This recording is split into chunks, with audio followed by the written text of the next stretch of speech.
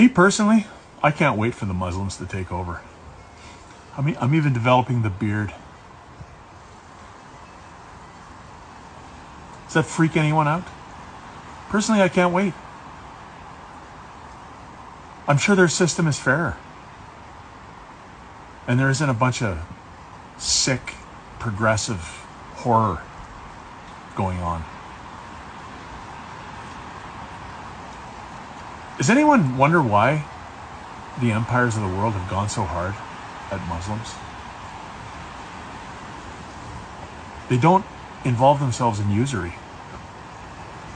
Well, there goes the whole financial system right there. There goes the status quo. Does anyone ever think about these things? Does this ever cross anyone's mind at all? No, I'm not a Muslim, but I'll bet you